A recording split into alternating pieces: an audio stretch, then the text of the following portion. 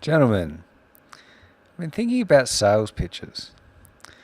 The female sales pitch essentially boils down to marry me, take care of me, be my protector and provider for the rest of our lives together. Commit to me, provide me with money, resources, and half of your income for the rest of your life. Let's buy a home together, live with me, love only me and any children we have together. You will never be with any other woman ever as long as you live once you commit to me. In return, I might, when I feel like it, give you sex occasionally, which you and every other man out there seems completely obsessed with. The clock's ticking as well.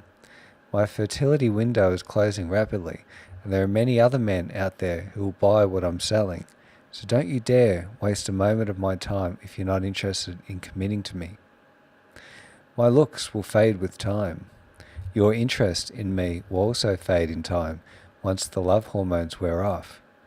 By then, I'll have my hooks into you, and it will be very hard for you to ever leave me without losing half of everything you have ever earned and suffering incredible shame in the process.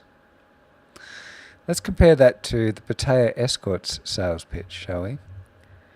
I will show you the best time of your life at an affordable short-time rate. You can come and go as you please. You're free and most welcome to see other escorts, as is your true nature as a man, to seek variety. And there are a large number of other escorts available here at very affordable prices. Importantly, you get to keep your freedom, your peace of mind, and your time when you go with someone like me. Let's get together and have a great experience together. Many fantastic experiences are available with me and my associates. Which pitch is more appealing? Who is more honest, a woman pitching marriage or an escort pitching short time? I say the escort's more honest, as women know exactly what they're up to and they pitch dishonestly, essentially engaging in a deceptive sales practice. No woman I've ever known has ever delivered an honest marriage sales pitch to me in the way that I've described. But that was the sales pitch all of them gave me when I think about it carefully. I just never bought it. No woman ever closed me. It just never seemed like a good idea to me to commit. Time, wisdom, and lived experiences here in Pattaya, Thailand have taught me that marriage is essentially a scam.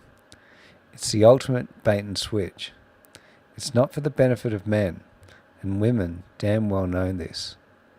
Their mothers know it. Their fathers very much know it. Yet they're working to convince us poor hapless men that it's a great deal for us to lose our freedom and to take on responsibility and obligations which we never would if we realized the deception they were engaging in from the very beginning, to trick us into doing something against our best interests. And speaking of best interests, let's talk about mine and yours as a Western man. As an Australian man, do I have a moral obligation to only date Australian women in Australia? Am I morally obligated to stay in the local dating market where my market value is average, instead of taking flight and travelling to a less developed market where my value is higher? Are you morally obligated to stay in your country and deal with your local women? I'm 100% convinced that Western women, as a general rule, despise Western men that travel to places like Thailand because we take our money, our resources, and our utility value, and we spend it on foreigners, which makes that value unavailable to them. Part of what keeps the sexual market value of Western women so high is the huge demand for them, maintained by large droves of thirsty men who want to sleep with them.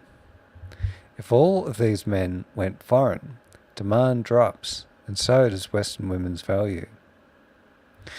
I tried a Tinder profile recently which stated that I'm a frequent traveller to Thailand, and surprise, surprise, very little interest compared to my other Tinder profile, what I call my dancing monkey profile, which conforms to what women really want.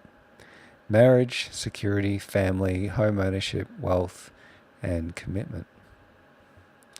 I've been told by women in Australia that the best I can hope for in Australia is a recently divorced 40-plus-year-old woman with a few kids in tow.